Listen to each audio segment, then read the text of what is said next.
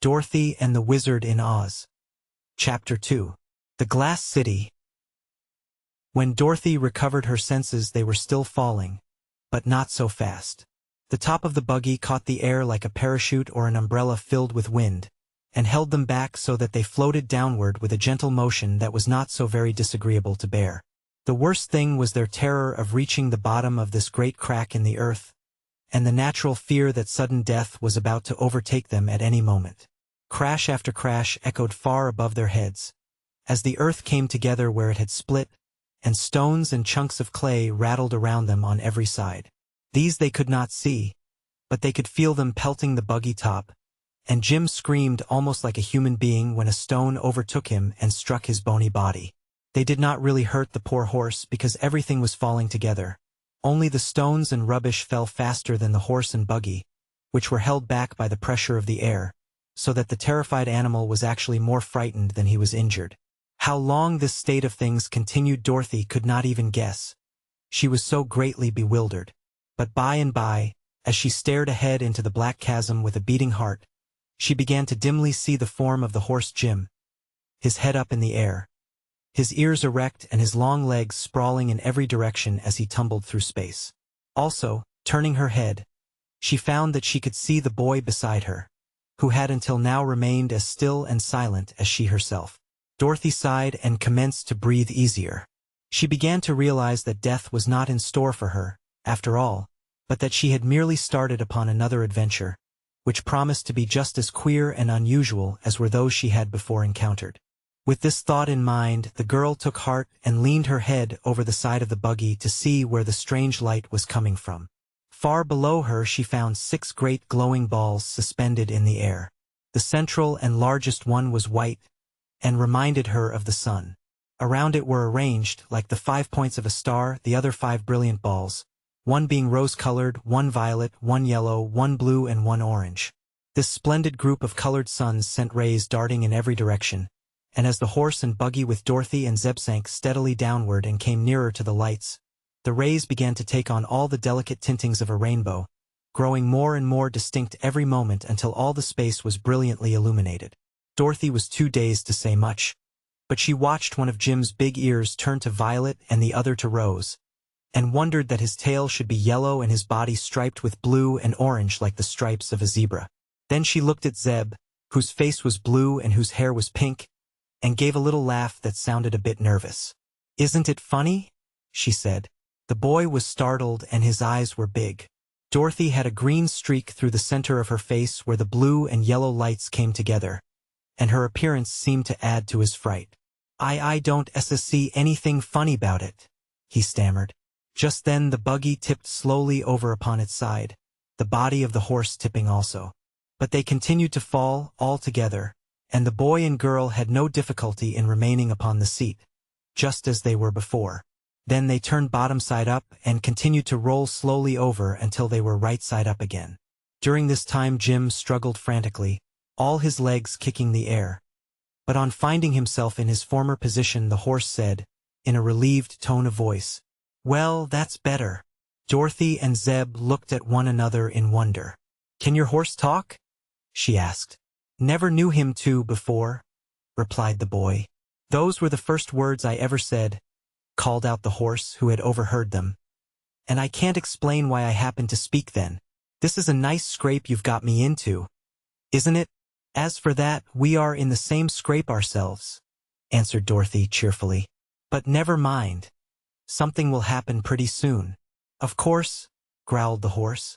"And then we shall be sorry it happened." Zeb gave a shiver. All this was so terrible and unreal that he could not understand it at all, and so had good reason to be afraid.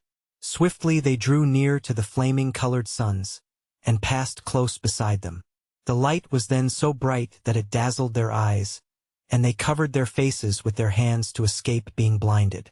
There was no heat in the colored suns, however, and after they had passed below them, the top of the buggy shut out many of the piercing rays, so that the boy and girl could open their eyes again. "We've got to come to the bottom some time," remarked Zeb with a deep sigh. "We can't keep falling forever, you know." "Of course not," said Dorothy. "We are somewhere in the middle of the earth, and the chances are we'll reach the other side of it before long. But it's a big hollow, isn't it? Awful big, answered the boy. We're coming to something now, announced the horse. At this they both put their heads over the side of the buggy and looked down. Yes, there was land below them, and not so very far away either. But they were floating very, very slowly, so slowly that it could no longer be called a fall, and the children had ample time to take heart and look about them. They saw a landscape with mountains and plains, lakes and rivers, very like those upon the earth's surface. But all the scene was splendidly colored by the variegated lights from the 6 suns. Here and there were groups of houses that seemed made of clear glass, because they sparkled so brightly. "I'm sure we are in no danger," said Dorothy, in a sober voice. "We are falling so slowly that we can't be dashed to pieces when we land. And this country that we are coming to seems quite pretty." "We'll never get home again, though," declared Zeb with a groan. "Oh, I'm not so sure of that," replied the girl. "But don't let us worry over such things, Zeb. We can't help ourselves just now, you know, and I've always been told it's foolish to borrow trouble."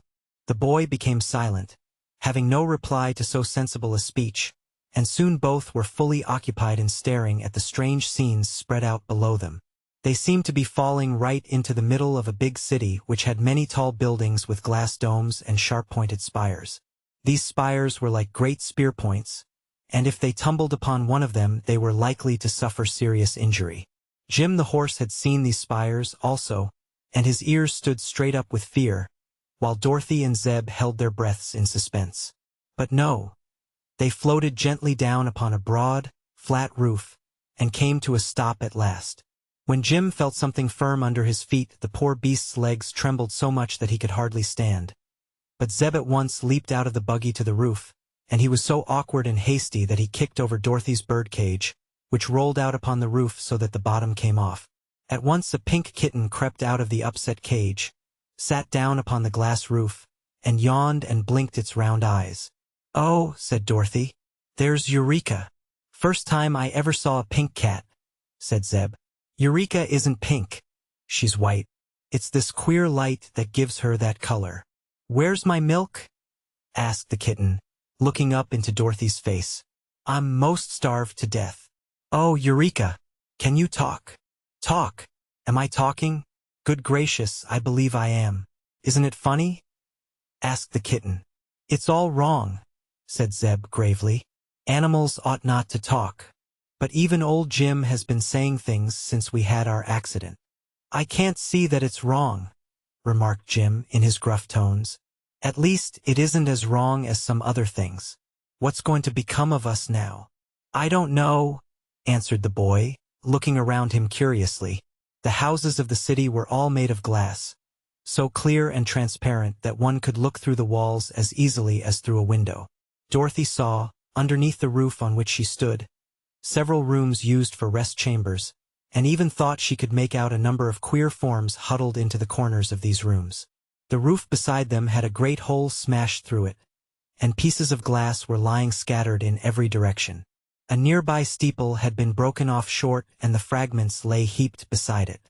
Other buildings were cracked in places or had corners chipped off from them, but they must have been very beautiful before these accidents had happened to mar their perfection. The rainbow tints from the colored suns fell upon the glass city softly and gave to the buildings many delicate, shifting hues which were very pretty to see. But not a sound had broken the stillness since the strangers had arrived, except that of their own voices. They began to wonder if there were no people to inhabit this magnificent city of the inner world. Suddenly a man appeared through a hole in the roof next to the one they were on and stepped into plain view. He was not a very large man, but was well-formed and had a beautiful face, calm and serene as the face of a fine portrait. His clothing fitted his form snugly and was gorgeously colored in brilliant shades of green, which varied as the sunbeams touched them but was not wholly influenced by the solar rays. The man had taken a step or two across the glass roof before he noticed the presence of the strangers. But then he stopped abruptly. There was no expression of either fear or surprise upon his tranquil face, yet he must have been both astonished and afraid, for after his eyes had rested upon the ungainly form of the horse for a moment he walked rapidly to the furthest edge of the roof, his head turned back over his shoulder to gaze at the strange animal. "Look out!" cried Dorothy, who noticed that the beautiful man did not look where he was going. "Be careful or you'll fall off." But he paid no attention to her warning. He reached the edge of the tall roof, stepped 1 foot out into the air, and walked into space as calmly as if he were on firm ground. The girl, greatly astonished, ran to lean over the edge of the roof, and saw the man walking rapidly through the air toward the ground. Soon he reached the street and disappeared through a glass doorway into one of the glass buildings. "How strange!"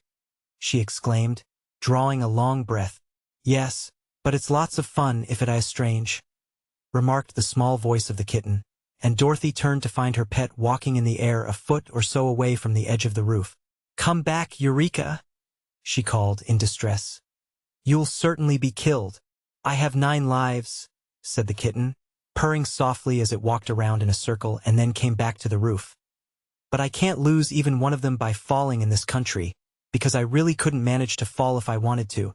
"Does the air bear up your weight?" asked the girl. "Of course. Can't you see?" And again the kitten wandered into the air and back to the edge of the roof. "It's wonderful," said Dorothy. "Suppose we let Eureka go down to the street and get someone to help us," suggested Zeb, who had been even more amazed than Dorothy at these strange happenings. "Perhaps we can walk on the air ourselves," replied the girl. Zeb drew back with a shiver. "I wouldn't dare try," he said. "Maybe Jim will go," continued Dorothy, looking at the horse. "And maybe he won't," answered Jim. "I've tumbled through the air long enough to make me contented on this roof." "But we didn't tumble to the roof," said the girl. "By the time we reached here we were floating very slowly, and I'm almost sure we could float down to the street without getting hurt. Eureka walks on the air all right." "Eureka weighs only about half a pound," replied the horse in a scornful tone, "while I weigh about half a ton." "You don't weigh as much as you ought to, Jim," remarked the girl, shaking her head as she looked at the animal. "You're dreadfully skinny." "Oh, well, I'm old," said the horse, hanging his head despondently. "And I've had lots of trouble in my day, little one. For a good many years I drew a public cab in Chicago, and that's enough to make anyone skinny." "He eats enough to get fat, I'm sure," said the boy gravely. "Do I? Can you remember any breakfast that I've had today?" growled Jim, as if he resented Zeb's speech. "None of us has had breakfast," said the boy. "And in a time of danger like this it's foolish to talk about eating." "Nothing is more dangerous than being without food," declared the horse with a sniff at the rebuke of his young master. "And just at present no one can tell whether there are any oats in this queer country or not. If there are, they are liable to be glass oats." "Oh, no!" exclaimed Dorothy. "I can see plenty of nice gardens and fields down below us, at the edge of this city. But I wish we could find a way to get to the ground." "Why don't you walk down?" asked Eureka. "I'm as hungry as the horse is, and I want my milk." "Will you try it, Zeb?" asked the girl, turning to her companion. Zeb hesitated. He was still pale and frightened, for this dreadful adventure had upset him and made him nervous and worried. But he did not wish the little girl to think him a coward, so he advanced slowly to the edge of the roof. Dorothy stretched out a hand to him and Zeb put 1 foot out and let it rest in the air a little over the edge of the roof. It seemed firm enough to walk upon, so he took courage and put out the other foot. Dorothy kept hold of his hand and followed him, and soon they were both walking through the air, with the kitten frisking beside them. "Come on, Jim," called the boy. "It's all right." Jim had crept to the edge of the roof to look over, and being a sensible horse and quite experienced, he made up his mind that he could go where the others did. So, with a snort and a neigh and a whisk of his short tail, he trotted off the roof into the air and at once began floating downward to the street. His great weight made him fall faster than the children walked, and he passed them on the way down. But when he came to the glass pavement he alighted upon it so softly that he was not even jarred. "Well, well," said Dorothy, drawing a long breath. "What a strange country this is." People began to come out of the glass doors to look at the new arrivals, and pretty soon quite a crowd had assembled. There were men and women, but no children at all, and the folks were all beautifully formed and attractively dressed and had wonderfully handsome faces. There was not an ugly person in all the throng, Yet Dorothy was not especially pleased by the appearance of these people because their features had no more expression than the faces of dolls. They did not smile nor did they frown, or show either fear or surprise or curiosity or friendliness. They simply stared at the strangers, paying most attention to Jim and Eureka, for they had never before seen either a horse or a cat, and the children bore an outward resemblance to themselves. Pretty soon a man joined the group who wore a glistening star in the dark hair just over his forehead. He seemed to be a person of authority, for the others pressed back to give him room. After turning his composed eyes first upon the animals and then upon the children, he said to Zeb, who was a little taller than Dorothy, "Tell me, intruder, was it you who caused the rain of stones?" For a moment the boy did not know what he meant by this question. Then, remembering the stones that had fallen with them and passed them long before they had reached this place, he answered, "No, sir, we didn't cause anything. It was the earthquake." The man with the star stood for a time quietly thinking over this speech. Then he asked, "What is an earthquake?" "I don't know," said Zeb, who was still confused. But Dorothy, seeing his perplexity, answered, "It's a shaking of the earth. In this quake a big crack opened and we fell through horse and buggy, and the stones got loose and came down with us." The man with the star regarded her with his calm, expressionless eyes. "The rain of stones has done much damage to our city," he said, "and we shall hold you responsible for it unless you can prove your innocence." "How can we do that?" asked the girl. "That I am not prepared to say. It is your affair, not mine. You must go to the house of the sorcerer, who will soon discover the truth." "Where is the house of the sorcerer?" the girl inquired.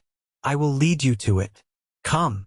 He turned and walked down the street, and after a moment's hesitation Dorothy caught Eureka in her arms and climbed into the buggy. The boy took his seat beside her and said, "Gid-dap, Jim." As the horse ambled along, drawing the buggy, the people of the glass city made way for them and formed a procession in their rear. Slowly they moved down one street and up another, turning first this way and then that, until they came to an open square in the center of which was a big glass palace having a central dome and 4 tall spires on each corner.